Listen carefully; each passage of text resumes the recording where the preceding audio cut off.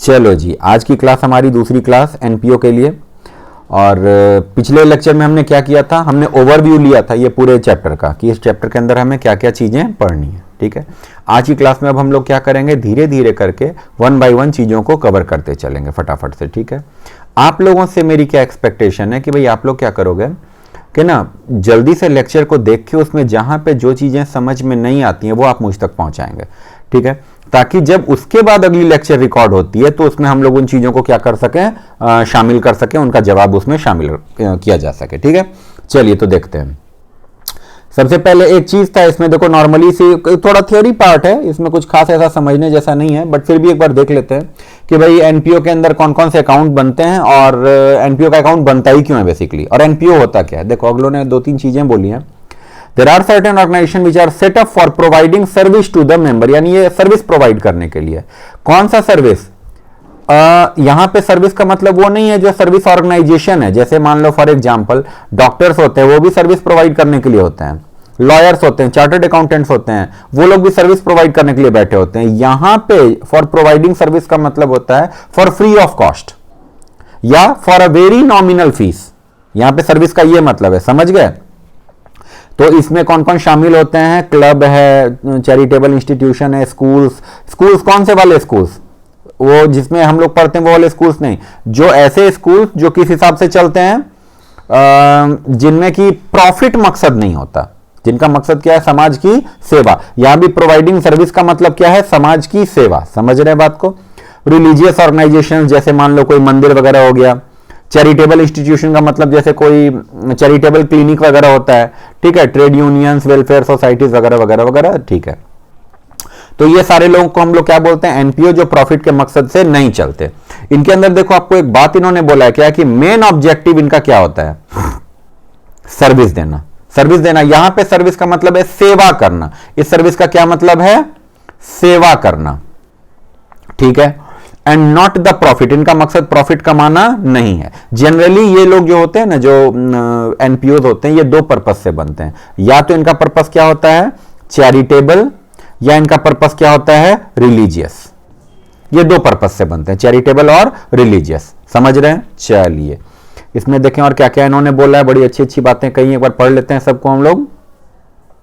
Normally these organisation do not undertake any business activity. अच्छा, ये लोग जनरली बिजनेस एक्टिविटी नहीं करते, और करते भी हैं अगर करते भी हैं तो उसका मकसद जो होता है वो मेन, जैसे मान लो फॉर एग्जांपल मैं आपसे एक चीज डिस्कस करता हूं कि महावीर मंदिर है हमारे यहाँ जो, तो महावीर मंदिर के अंदर आप जाओगे तो देखोगे वहां नैवेद्यम बिक रहा है। वो फ्री ऑफ कॉस्ट नहीं दे रहे, वो नैवेद्यम को सेल कर रहे हैं, और नैवेद्यम को वो जिस प्राइस पे सेल कर रहे हैं वो उसके कॉस्ट प्राइस से ज्यादा है, यानी प्रॉफिट पे सेल कर रहे हैं।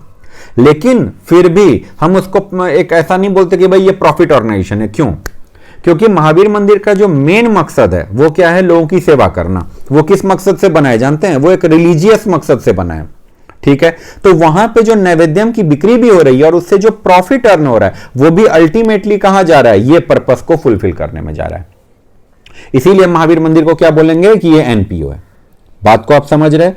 अब देखिए, तो इन्होंने कहा है कि नॉर्मली ये जो है ऑर्गेनाइजेशन बिजनेस एक्टिविटी नहीं करते, लेकिन ऐसा नहीं है कि बिजनेस एक्टिविटी करने पे कोई पाबंदी है।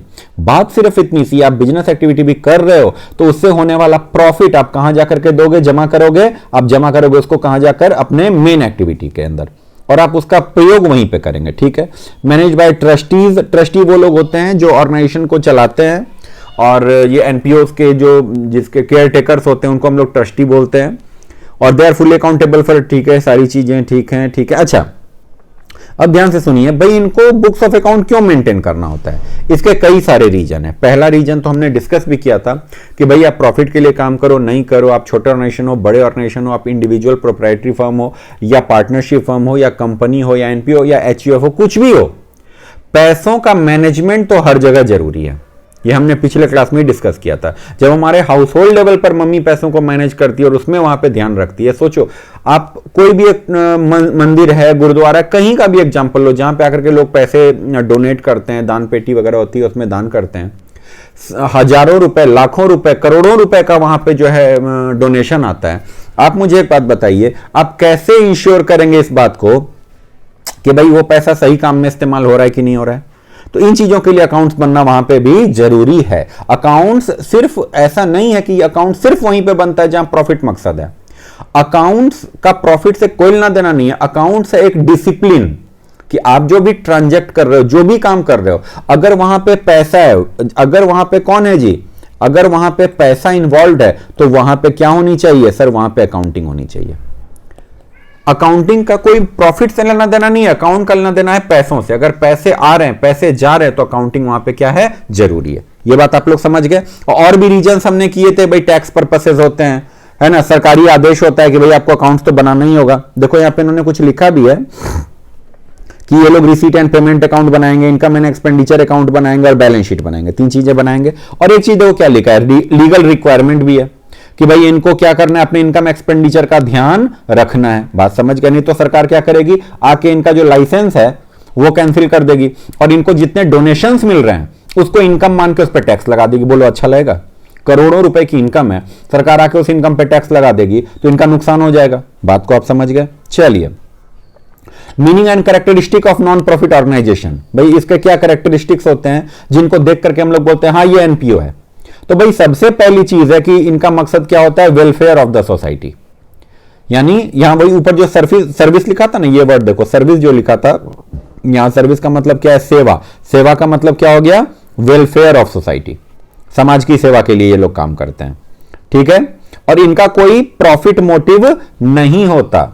इनका मेन मकसद क्या होता है, सर्विस देना। सर्विस का मतलब याद रखिए, प्लीज मैं आपको बोल रहा हूं, कंफ्यूज मत कीजिएगा।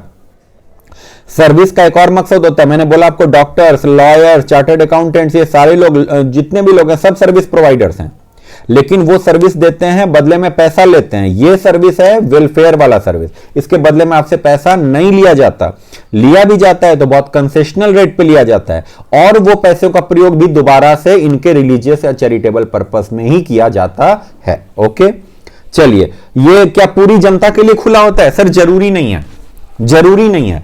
कभी कभी ये स्पेसिफिक जनता के लिए होता है और कभी कभी सबके लिए होता है। जैसे मैं आपको एक एग्जांपल से समझाऊं, जो रिलीजियस जो एनपीओज होते हैं वो होते हैं फॉर स्पेसिफिक पब्लिक।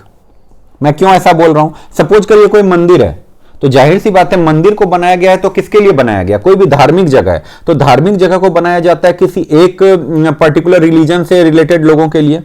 मानते हैं आप इस बात को, ठीक है। लेकिन अगर कोई चैरिटेबल है, चैरिटेबल, अगर कोई चैरिटेबल एनपीओ है तो वो किसके लिए बनाया जाता है, for public at large, for general public.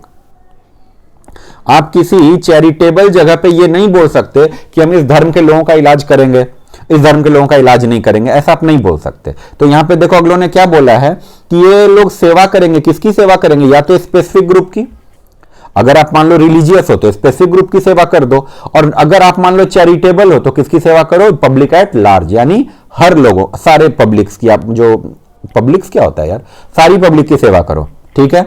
चलिए, normally they do not manufacture, purchase और सेल गुड। हाँ भाई ये लोग बिजनेस वाला काम नहीं करते, ये इसीलिए ये लोग ट्रेडिंग पीएल अकाउंट नहीं बनाते, ठीक है, ट्रेडिंग पीएल अकाउंट नहीं बनाते, मैन्युफैक्चरिंग अकाउंट नहीं बनाते। ये लोग किस तरह का अकाउंट बनाते हैं, इनकम एंड एक्सपेंडिचर अकाउंट बनाते हैं, ठीक है। अच्छा जी, और देखें काम की बातें क्या क्या लिखी हुई हैं यहां पे। हाँ, इनको इनकम कहां से मिलती है भाई, इनको इनकम कहां से आती है, जब ये लोग सामान बनाते ही नहीं तो इनको इनकम कहां से मिलती है, ये देखो, इनको इनकम मिलती है या तो सब्सक्रिप्शन से, अपने मेंबर से चंदा लेते हैं ये, चाहे वो मंथली हो चाहे वो एनुअल हो, जैसा भी हो। डोनेशंस मिलती है इनको, ग्रांट मिलता है, सब एक ही चीज है भाई।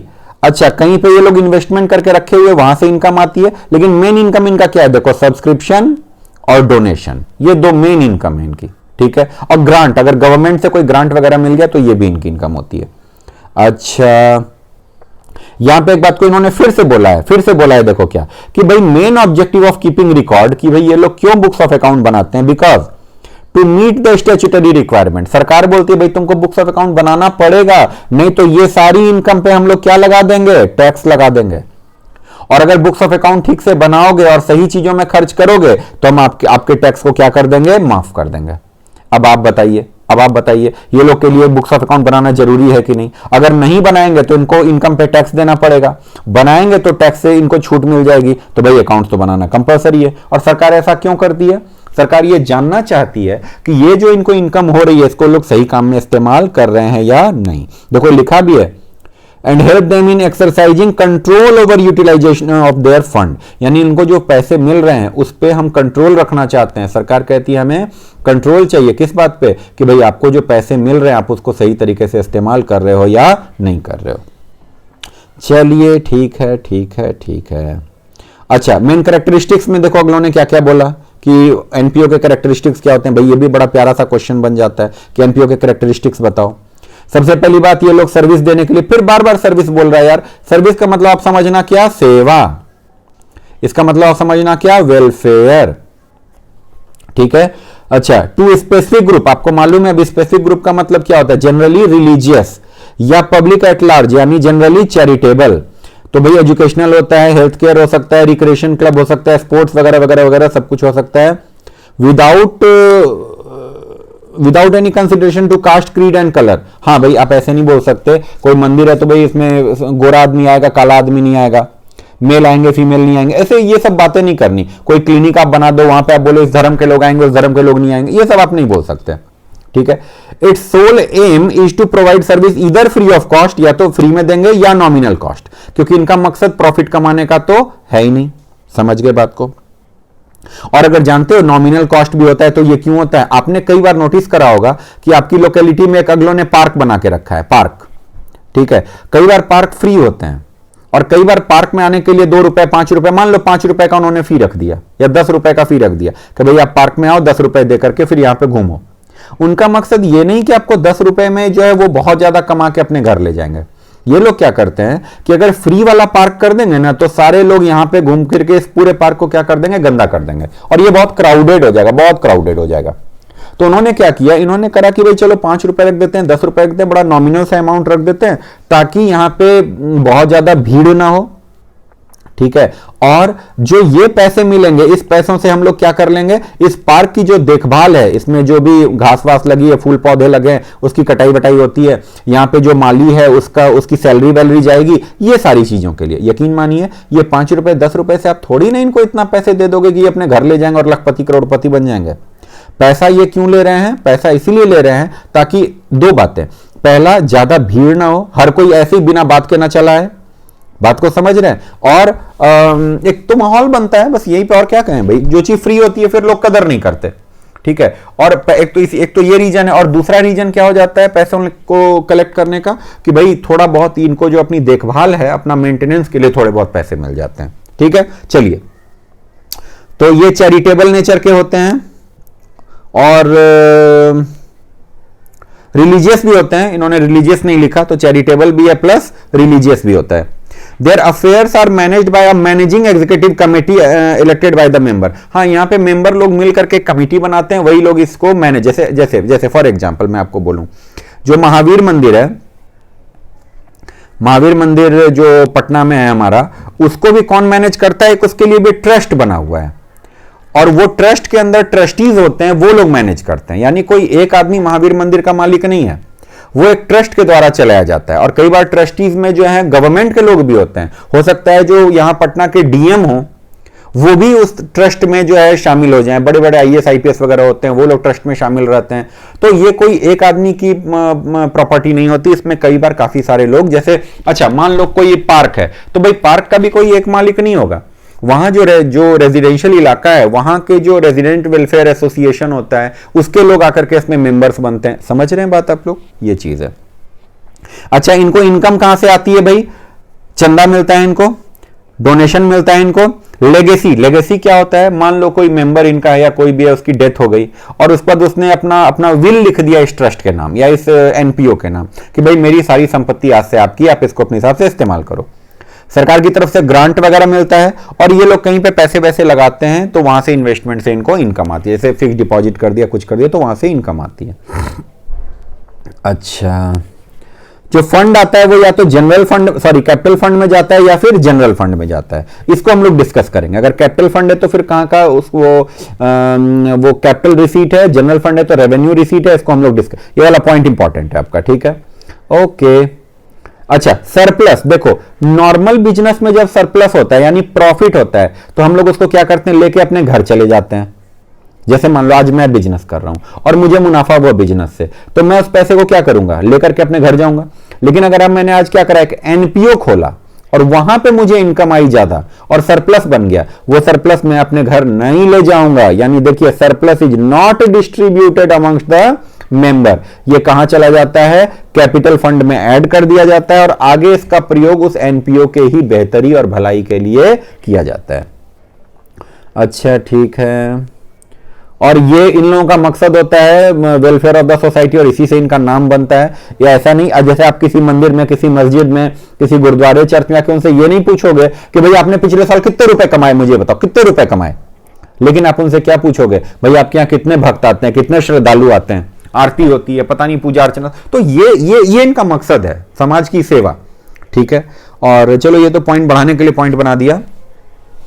और the accounting information provided by such organisation is meant for the present and potential contributors meet the statutory requirement. भाई इनको इंफॉर्मेशन देनी है, किनको, प्रेजेंट एंड पोटेंशियल कंट्रीब्यूटर्स। भाई जो लोग इसमें कंट्रीब्यूट करते हैं, कई बार वो लोग भी मांगते हैं हम आपको डोनेशन देने के लिए तैयार हैं, लेकिन आप ये तो बताओ हमारे पैसों का आप करते क्या हो। गवर्नमेंट इनसे पूछती है, भाई तुम सही काम में, जैसे मान लो मैं आपको बोलूं, कई बार कुछ लोग ट्रस्ट बना करके, फाउंडेशन बना करके क्या करते हैं, स्लम के बच्चों को पढ़ाते हैं। स्लम के बच्चों को, जाहिर सी बात है, आप स्लम के बच्चों को पढ़ाओगे, उनको पेंसिल भी देते हैं, नोटबुक वगैरह देते हैं, ये सब डिस्ट्रीब्यूट करते हैं। तो आप स्लम के बच्चों को पढ़ाओगे तो इतनी सी बात तो जाहिर है, आप उनसे बहुत ज्यादा फीस तो नहीं ले रहे होगे, 2000, 5000, 10,000 रुपए पर मंथ का। आप उनसे क्या करोगे, तो एकदम फ्री ऑफ कॉस्ट पढ़ा रहे होगे, या 5 रुपए 10 रुपए ले रहे होगे। तो आपको सवाल है कि आपको तो पैसे चाहिए, आप कस्टमर से नहीं लोगे तो किसी और से लोगे। किससे लोगे, आपको गवर्नमेंट से पैसा मिलेगा, आपको जो बिजनेसमैन लोग बड़े बड़े हैं वो लोग पैसा देंगे, या जो लोग आपके यहां से पढ़ के बाहर निकले और बहुत बड़े आदमी बन गए, वो लोग कहते हैं अच्छा अच्छा वाह, हम तो भाई स्लम में रहते थे और अगर आपका ये एनजीओ नहीं होता, एनपीओ नहीं होता तो भाई हम तो यहीं रह जाते, लेकिन आपने पढ़ा और आज हम बड़े आदमी बन गए, तो चलो हम भी आपको कुछ कंट्रीब्यूट करना चाहते हैं। लेकिन ये सब लोग आपको कंट्रीब्यूशन देने से पहले आपसे क्या जानना चाहेंगे कि भाई आप अपना काम ठीक से कर रहे हो या नहीं कर रहे। और मैं आपको एक बात बताऊं, चाहे आप एनजीओ वगैरह ही चलाते हो, जैसे होता है ना नॉन गवर्नमेंट ऑर्गेनाइजेशंस, जो सरकार जैसे काम नहीं करती तो एनजीओ लोग बना करके उसमें काम करते हैं, भाई उन लोगों को ना सारी डिटेल्स मेंटेन करनी होती है। अकाउंटिंग रिकॉर्ड इनको मेंटेन करना बहुत जरूरी है, ठीक है। As stated earlier, normally such organisation are not engaged in any trading और business activity. The main source of the income are subscription वगैरह वगैरह, डोनेशन वगैरह, ठीक है। मैं आपको एक बात बताऊं, एक छोटी सी बात बताता हूं, कुछ दिन पहले की बात है। और यहाँ पे महावीर मंदिर जो है उसमें हम लोग गए हुए थे दर्शन के लिए, और शाम में वहां गए थे तो वहां पे ये आरती चल रही थी, ठीक है। शाम के समय आरती होती है वहां पे, काफी पुरानी बात हो गई, मेरे ख्याल 6 महीने साल भर पुरानी बात हो गई। तो आरती चल रही थी, तो ठीक है सब कुछ हो रहा था। तो ऐसे ही बाई चांस वो उसके दौरान, तो मैंने क्या करा भाई, जेब से फोन निकाल करके ऐसे ही मैं चेक करने लग गया थोड़ा, ठीक है, कि भाई दिमाग में आती है ना बात कि महावीर मंदिर में खड़े हैं तो चलो महावीर मंदिर के बारे में जरा जानकारी ले ली जाए। तो मैंने उसकी साइट खोली, जो महावीर मंदिर की साइट है। तो भाई सबसे ऊपर में, आप जानते हैं उसकी साइट के सबसे ऊपर में क्या लिखा हुआ था, ऑडिटर चाहिए, चार्टर्ड अकाउंटेंट की जरूरत, ठीक है, ऑडिट करने के लिए रिक्वायरमेंट वगैरह। मैंने तो एकदम से दिमाग में क्लिक किया कि भाई देखो, भगवान को भी जरूरत है, भगवान को भी जरूरत है हमारी, ठीक है। उनको भी अकाउंटेंट चाहिए, उनको भी ऑडिटर्स चाहिए, उनको भी चार्टर्ड अकाउंटेंट्स की दरकार होती है। बात को आप समझ गए, ठीक है। अगले क्लास में देखेंगे, अगर ये इंटरनेट से कनेक्टेड रहा हमारा आईपैड, तो इसको हम लोग ना उससे जोड़ करके देखेंगे भाई अभी भी जरूरत है या नहीं है, ठीक है। वो देख करके मैं आपको फिर बताऊंगा। खैर चलिए, तो नॉर्मली क्या होता है, अब यहाँ पे एक बड़ा सवाल उठता है। मैं आपसे पहले सवाल हम लोग डिस्कस करते हैं, फिर जवाब पे जाएंगे कि सर जब हम लोग 11th में पढ़ा करते थे तो हम लोग ट्रेडिंग पीएल एक बना लेते थे, क्या चीज के लिए, टू कैलकुलेट प्रॉफिट। फिर हम लोग एक बैलेंस शीट बनाते थे टू कैलकुलेट पोजीशन, कि भाई आपकी पोजीशन क्या है एसेट और लायबिलिटी की। अब एक बच्चा सवाल क्या पूछता है, सर एनपीओ में ट्रेडिंग पीएल की जगह हम इनकम एंड एक्सपेंडिचर बना रहे हैं, ओके, खाली नाम बदला है ना, बाकी कोई पहचान नहीं बदली है, खाली नाम बदला है। जिसको हम लोग ट्रेडिंग एंड पीएल बोलते थे उसी को हम लोग आज के डेट में क्या बोलते हैं, income and expenditure. Sir balance sheet की जगह तो हम लोग बैलेंस शीट ही बनाते हैं। ये एक फालतू में जो आपने कलेश डाल दिया, क्या पहला ये दूसरा ये जो आपने फालतू में कलेश डाला है, कौन सा, रिसीट एंड पेमेंट अकाउंट, ये आपने क्यों डाला कलेश, हमें ये बताओ। ये तो हम नहीं बनाते थे 11th में रिसीट एंड पेमेंट अकाउंट। हाँ, कैश अकाउंट जानते थे, कैश बुक हमने पढ़ा था, लेकिन हमने तो आज तक नहीं सुना कि फाइनल अकाउंट। देखो मैं आपको एक बात बताता हूं, छोटी सी बात। जब फाइनल अकाउंट्स ऑफ क्या, ट्रेडिंग कंसर्न्स, ट्रेडिंग ऑर्गेनाइजेशंस जब हम बनाते थे, जिसको फाइनेंशियल स्टेटमेंट भी बोलते हैं आप लोग, वहां पे दो चीजें आप बनाते थे, क्या, एक तो ट्रेडिंग एंड पीएल अकाउंट और दूसरा बैलेंस शीट। तो सर एक बात बताओ ना हमें आप, final accounts of NPO, sir यही दो चीज बना के नक्की करो, यहां पे आपने तीन चीजें क्यों डाल दी हमें ये बताओ, receipt and payment account, income and expenditure account और बैलेंस शीट। सर ये तो मैच कर गया, हमें समझ में भी आ जाएगा, ये मैच कर गया, हमें समझ में भी आ जाएगा। सर ये किसके जगह है और ये बनता ही क्यों है? तो भाई मेरे सबसे पहली बात समझो, सबसे पहली बात समझो, एनपीओ के अंदर जो मेनली जो इनकम आती है उनकी, वो कैश के रूप में आती है, ठीक है, और उनके जो खर्चे भी होते हैं ना, वो भी कैश में ही होते हैं। उधार वाला उनके यहां सिस्टम होता नहीं है। मैं आपको बताऊं, उनकी इनकम भी कैश में आती है और उनके खर्चे भी कैश में जाते हैं। जैसे फॉर एग्जांपल मैं आपसे डिस्कस करता हूं, आप जब किसी मंदिर मस्जिद वगैरह में जाते हो और वहां आप डोनेशन देते हो, तो क्या करते हो वहां पे आप उनको, या फिर आप नैवेद्यम खरीदते हो, प्रसाद वगैरह खरीदते हो, क्या करते हो, उधार पे खरीद के आते हो क्या? आप इसमें क्या कहते हैं, जो ड्रॉप बॉक्स होता है उनका, उसमें आप जो आप डालते हो, पैसे ही डालते हो ना, या बिल ऑफ एक्सचेंज डाल देते हो, चेक डाल देते हो, या फिर भगवान को बोलते हो, भगवान जी ऐसा करो आप उधार पे चलाओ हमें, इस बार हम वचन देते हैं भाई अगले 2 महीने में आकर के आपको इतने पैसे दे देंगे, आप आशीर्वाद हमें अभी दे दो, पैसे हम आपको बाद में देंगे। ऐसा आपने कभी किया आज तक किसी मंदिर में जाके? आशीर्वाद हमने ले लिया और पैसे हमने क्या करे, उधार पे डाल दिए? नहीं होता ना। पैसे आपको देने या नहीं देने, आप देने दे डिसाइड करके जितना देना होता है वो दे देते हो। तो यहां पे देखो एक बात समझना जरा, इन्होंने बोला होगा देखो कहीं ना कहीं पे तो, कि most of their transactions are in cash या थ्रू बैंक, या इनके ट्रांजैक्शंस कैश में होते हैं या चेक वगैरह के थ्रू होते हैं। इसीलिए हमको एक नई चीज बनानी पड़ती है, कहां पे देखो, yes sir, this is why they usually keep क्या, a cash book in which all receipt and payment are duly recorded. इसी का नाम क्या है भैया, हमारा receipt and payment.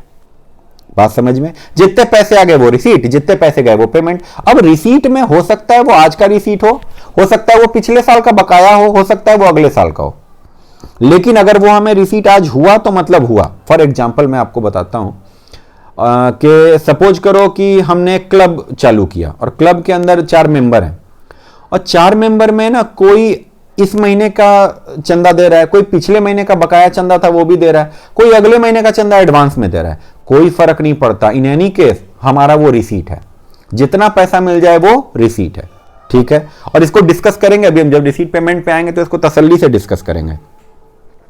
Okay okay okay, हाँ एक दो और इंपॉर्टेंट चीजें देखिए,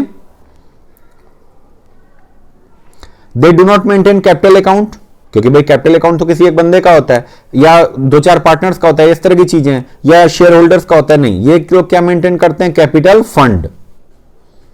बात समझ में आई? इसी को हम लोग जनरल फंड भी बोलते हैं कभी कभी, और इस पे हम लोग क्या करते हैं, सरप्लस वगैरह को जोड़ते जाते हैं। चलो ये सब तो देख लेंगे जब क्वेश्चन बनाएंगे ना, तो ये सब देख लेंगे। लाइफ मेंबरशिप फी है, डोनेशन है, लेगेसी है, इसको हम लोग इसमें ऐड करते जाते हैं।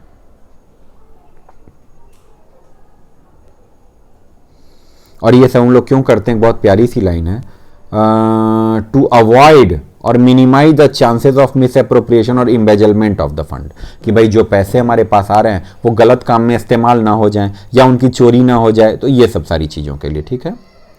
आइए एक इंपॉर्टेंट चीज़, final account of financial statement, final account या फाइनेंशियल स्टेटमेंट।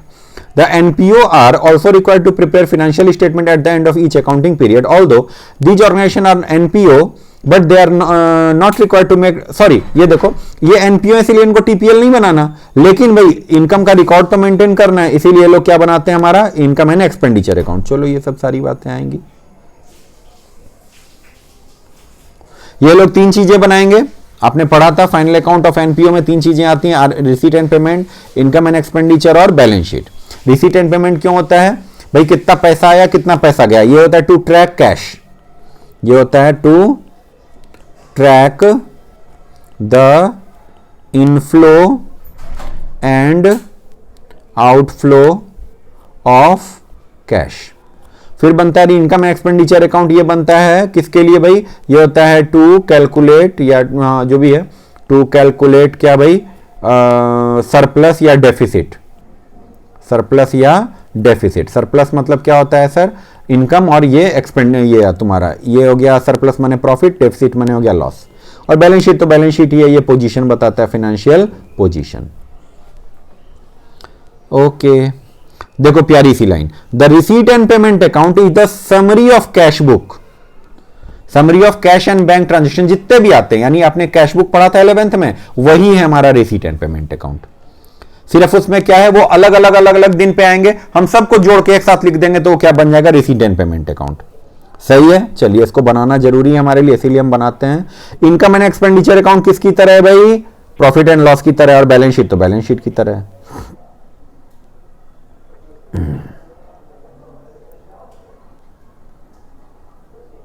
आइए हम लोग आ गए किस पे, रिसीट एंड पेमेंट अकाउंट पे। इस पे ज्यादा बहुत डिटेल पढ़ने की जरूरत नहीं है, आप सीधे देख लो बनता कैसे, मामला खत्म। बहुत ज्यादा ये डिटेल इतना पढ़ने की जरूरत नहीं है। जितनी चीजें आई लेफ्ट हैंड साइड पे लिख दो रिसीट में, जितनी चीजें गई राइट हैंड साइड में लिख दो पेमेंट में, मामला खत्म। सेम एज मैंने यहां पे पहले भी लिखा था, फिर से लिख रहा हूं, ये क्या रहता है तुम्हारा, सेम एज कैश बुक और कैश या bank account, same to same वही चीज है। ठीक है, चलिए फटाफट से देखते हैं।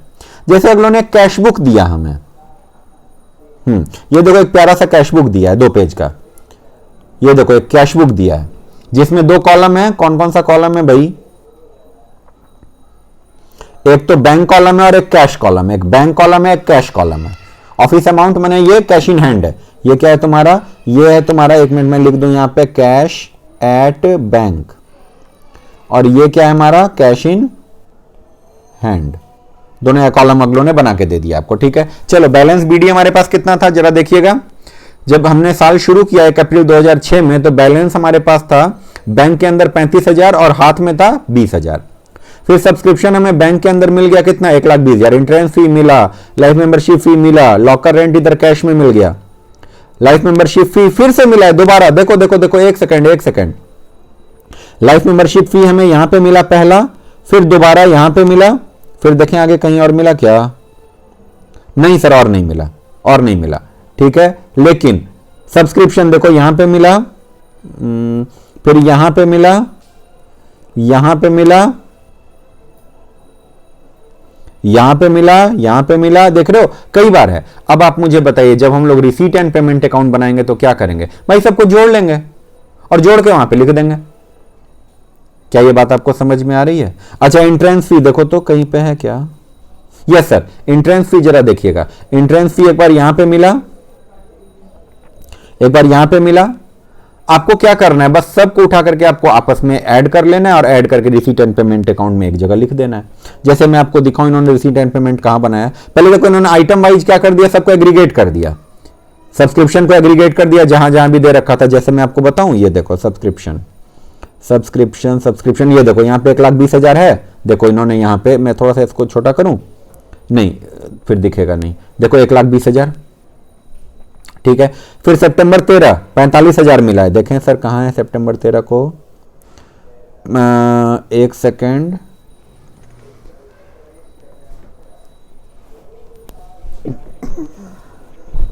सितंबर 13 30,000, ये लगता है गलती से यहां पे लिखा गया है, सितंबर 13 को ये 45,000 है, ये जो सब्सक्रिप्शन है ये 30,000 लगता है, ये गलती से लिखा गया, मैं इसको एक बार देख लूंगा। ठीक है, लेकिन ये 45,000 है, देखो अगलों ने लिखा भी यहां पे कि ये 45,000 है। फिर आगे आपको सब्सक्रिप्शन मिला है 35,000 और 10,000, 35,000 और 10,000 कितना हो गया, 45,000। देखो उन्होंने, एक सेकेंड रुको मैं भी एक बार चेक कर लूं, नवंबर 9 35,000 और फरवरी 7 25,000। ठीक है, फिर ये 10,000 2007-8 का। ओ यस, एक सेकंड, रुको रुको रुको रुको, इन्होंने क्या किया है, आपको इतना टेंशन नहीं लेना। सब्सक्रिप्शन 6-7 का, 5-6 का, फिर अलग अलग साल का, जो भी अलग अलग साल का, नवंबर 9, ये देखिए, ये 7-8 का, ये है सब्सक्रिप्शन 2007-8। यानी देखो, यानी यहां पे क्या है, हमारा साल है करंट ईयर, ये है करंट ईयर, ये क्या है करंट ईयर, ये हमारा प्रीवियस ईयर और ये हमारा नेक्स्ट ईयर।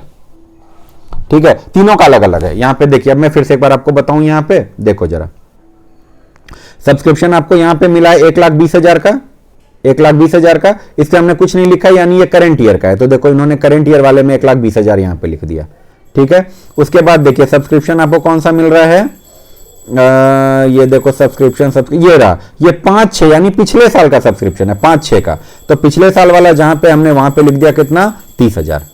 ओके, ये 30,000 हमने लिख दिया। उसके बाद देखो सब्सक्रिप्शन ये इस साल का है 45,000, तो हमने इस साल का सब्सक्रिप्शन लिख दिया फिर से कितना, 45,000। फिर देखो आगे सब्सक्रिप्शन 35,000 है, हमने वो भी लिख दिया 35,000। 7-8 यानी अगले साल का, तो हमने अगले साल का लिख दिया 10,000। ठीक है, और आगे फिर सब्सक्रिप्शन है 25,000, हमने वो भी लिख दिया 25,000। समझ गए, तो ये ईयर वाइज हमने कर दिया, जिस साल का रहता है हमने उसको यहां पे सारा लिख दिया है। ठीक है, आप चाहें तो इसको एक साथ भी लिख सकते हैं, कोई प्रॉब्लम वाली बात नहीं है। मैं आपको बताना ये चाह रहा था कि ये सब को उठाकर हम कहां लिख देंगे।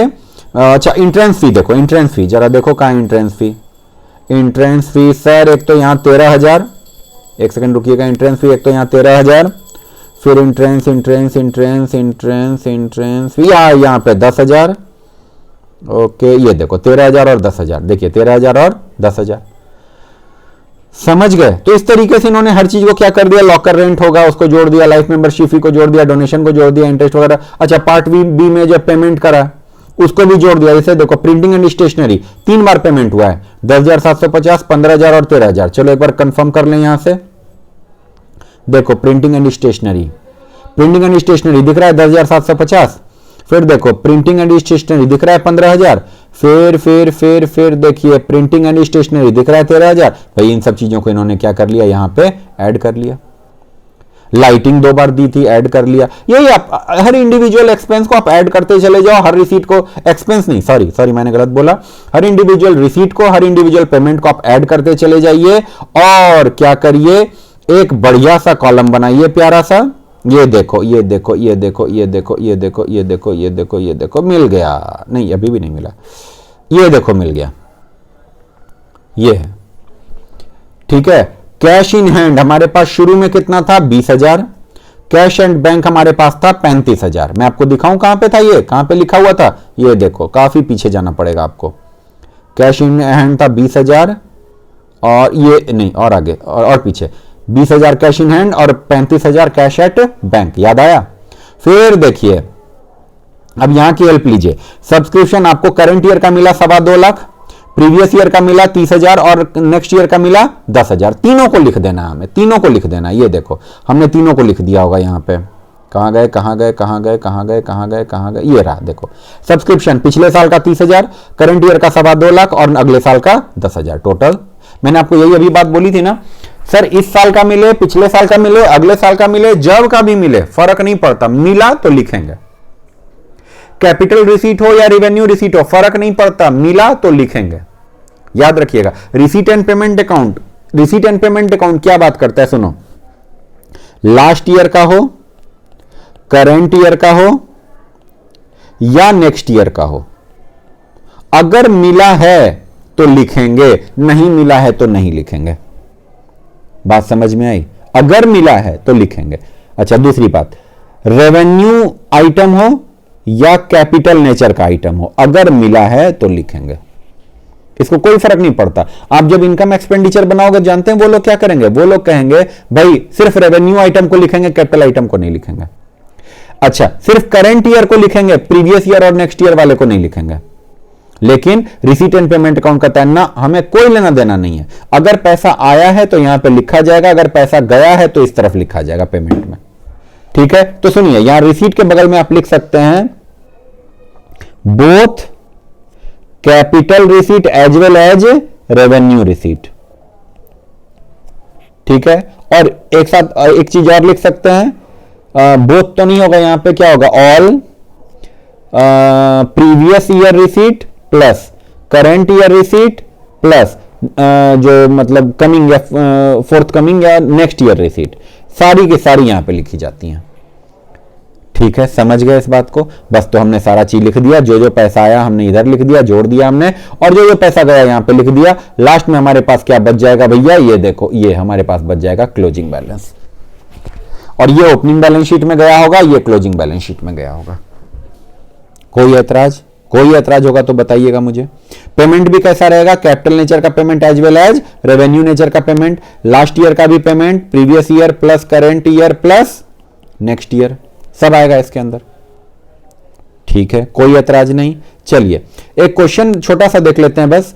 From the following particular relating to silver point prepare receipt and payment account for the year. देखो अगलों ने रिसीट भी दे रखा है, पेमेंट भी दे रखा है, तो सर हमें क्या बनाना है? जब रिसीट भी गिवन है, पेमेंट भी गिवन है, तो हम क्या करें इसमें? हो सकता है उन्होंने बनाने में कहीं कोई गलती कर दी हो, ठीक है, तो हम लोग उसको ठीक करते हुए चलते हैं। देखो opening cash balance 1000, opening bank balance 7200, चलो लिख दो फटाफट से। Books of silver point receipt and payment account for the year ending फलाना ढिमका जो भी है, एक तरफ रिसीट एक तरफ पेमेंट, डेबिट साइड में रिसीट क्रेडिट साइड में पेमेंट। ठीक है, 2 बाय, देखो मैंने आपको बोला था ना 2 बाय लिखने का रिवाज क्या हो चुका है, खत्म हो चुका है। आपकी इच्छा हो आप लिख सकते हैं, नहीं इच्छा हो छोड़ सकते हैं। 2 और बाय अब जनरली लोग नहीं लिखते। ठीक है, चलो कैश कितना भैया 1000, बैंक में कितना 7200 हमारे पास थे साल के शुरू में। फिर देखो हमें क्या क्या मिला। सब्सक्रिप्शन पिछले साल का बकाया मिला 500 का, इस साल का मिला 7600, और अगले साल का एडवांस लोगों ने दे दिया, संत महात्मा लोग थे उन्होंने अगले साल का दे दिया एडवांस मिला। ये तीनों we have received in current year, ये सब क्या है, ये तीनों जो है ये है रिसीव्ड इन 2002। एक सेकेंड रुको, 31 मार्च 2002 क्यों लिखा हुआ है?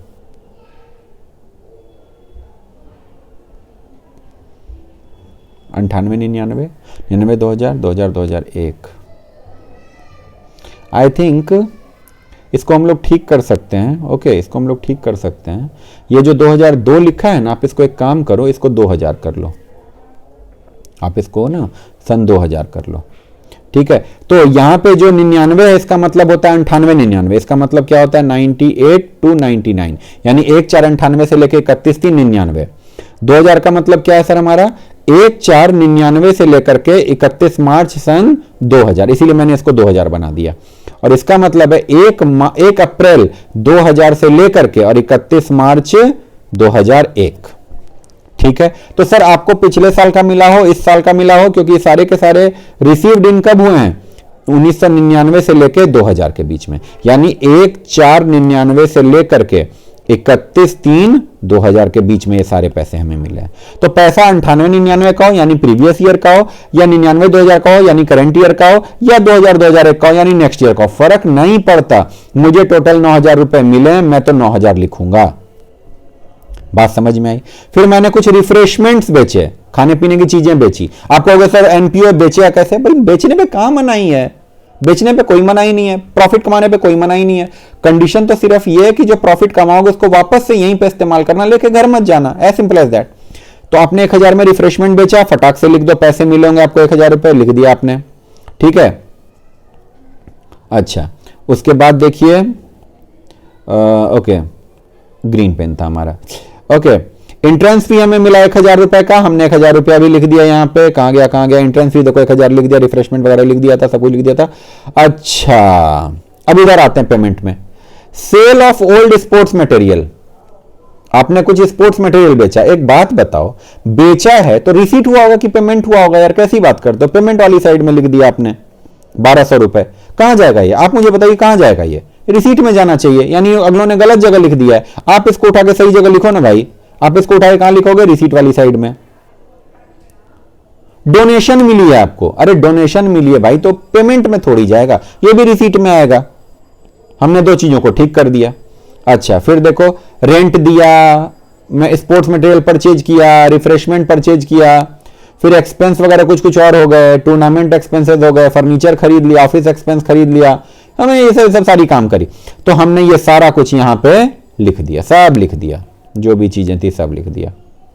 ठीक है, लास्ट में देखिए क्या है हमारे पास, क्लोजिंग कैश अगलों ने क्वेश्चन में बता रखा है 400 रुपए, ये भी क्लोजिंग कैश अगलों ने बता रखा है। तो आप क्या करोगे, सबको ऐड कर देना, उसमें माइनस कर देना, बैंक का क्लोजिंग बैलेंस, ये दोनों क्या है, ये दोनों है क्लोजिंग बैलेंस, और ये दोनों क्या है, ओपनिंग बैलेंस। ये बैलेंस बीडी और ये बैलेंस सीडी। बताइए आपको बात समझ में आ गई। ये है आपका रिसीट एंड पेमेंट अकाउंट, जिसके आधार पे हम लोग आगे क्या बनाते हैं, income and expenditure account and balance sheet, है ना। इसके बारे में देख लें, कोई थ्योरी वगैरह अगर अगलों ने दे रखी हो। कितना बढ़िया पॉइंट तो है। ठीक है, एक तो साइलेंट फीचर देख लें भाई, इसके क्या है। अच्छा,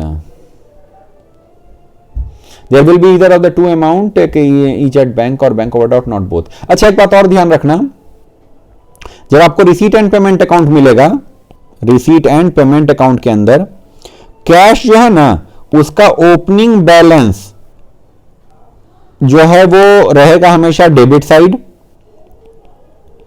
और क्लोजिंग बैलेंस ये हमेशा आपको दिखाई देगा किस तरफ, credit side. Credit side,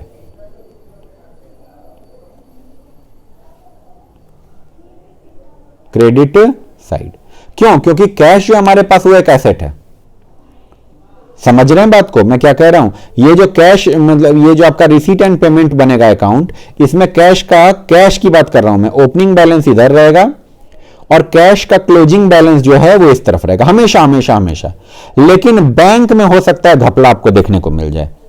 bank में अगर डिपॉजिट है, डिपॉजिट वाला बैलेंस है, यानी इसको हम लोग क्या बोलते हैं सर, पॉजिटिव बैलेंस, तो उसमें तो पंगा नहीं है। आपको इधर ओपनिंग दिख जाएगा बैंक का, एक सेकंड रुको, इसको थोड़ा अच्छे से लिखें।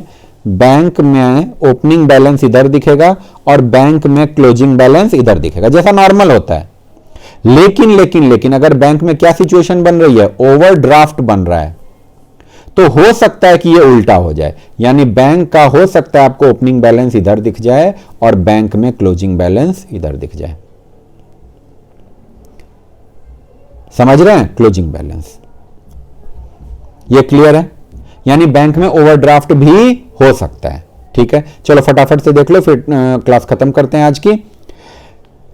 रिसीट एंड पेमेंट क्या है सर, समरी है कैशबुक का, क्योंकि कैशबुक में हर डेट वाइज होता है, इसमें हम लोग सबको जोड़ जोड़ के सब कुछ लिख देते हैं। चलिए, its form is identical with that of simple cashbook without discount in bank column with debit and credit side.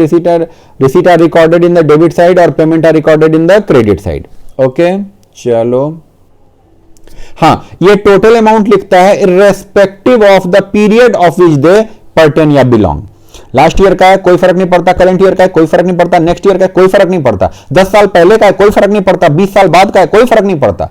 अगर आज मिला है तो इस बार के रिसीट एंड पेमेंट में इसको लिखना पड़ेगा, कोई एतराज नहीं। चलो, इसमें अच्छा सर रेवेन्यू नेचर वाला आइटम लिखें या कैपिटल नेचर वाला? मैंने आपको पढ़ा रखा है, कैपिटल नेचर वाला होता है जो कभी कभी मिलता है, और रेवेन्यू नेचर का होता है जो हमेशा मिलने वाली चीज होती है। भाई कौन सा आप लिखोगे रिसीट में? सर दोनों लिखेंगे, कैपिटल नेचर का हो या रेवेन्यू नेचर का हो।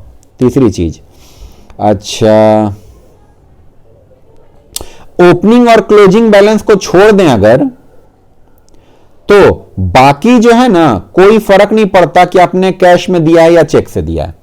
यानी जब आप रिसीट एंड पेमेंट अकाउंट बनाओगे ना, ये रहा तुम्हारा रिसीट एंड पेमेंट अकाउंट। कहां गया, ये रहा रिसीट एंड पेमेंट अकाउंट। इसमें इस बात से कोई फर्क नहीं पड़ता कि जैसे सपोज करो ये सब्सक्रिप्शन है, सर ये कैश में आया था या चेक से आया था, कोई फर्क नहीं पड़ता और आपको पता भी नहीं चलेगा यहां पे सर कैश आया हो या चेक आया हो, सर दोनों एक ही तरीके से लिखा जाता है। लेकिन ओपनिंग बैलेंस और क्लोजिंग बैलेंस ये कैश का अलग होता है और बैंक का अलग होता है। बस ये बात याद रहेगी, ठीक है। चलिए और आगे पढ़ें, बस खत्म हो गया टॉपिक और इसमें कुछ है ही नहीं। No non cash item such as depreciation, outstanding वगैरह, इसमें भाई कोई नॉन कैश आइटम नहीं आएगा। जैसे मुझे सब्सक्रिप्शन मिलना था नहीं मिला, अरे नहीं मिला तो मत लिखो ना, फिर नहीं मिला तो मत लिखो। रेंट देना था हमने नहीं दिया तो मत लिखो। तो जो आपके पास से पैसे गए ही नहीं या जो आपके पास पैसे आए ही नहीं उसको यहां पे लिखना नहीं है। It begins with opening balance of cash and cash, देखो it begins with opening balance of cash and bank या बैंक ओवरड्राफ्ट। याद आया, बैंक का पॉजिटिव बैलेंस भी हो सकता है, बैंक का नेगेटिव बैलेंस भी हो सकता है, मगर कैश का हमेशा हमेशा हमेशा क्या कौन सा बैलेंस होता है? पॉजिटिव बैलेंस होता है।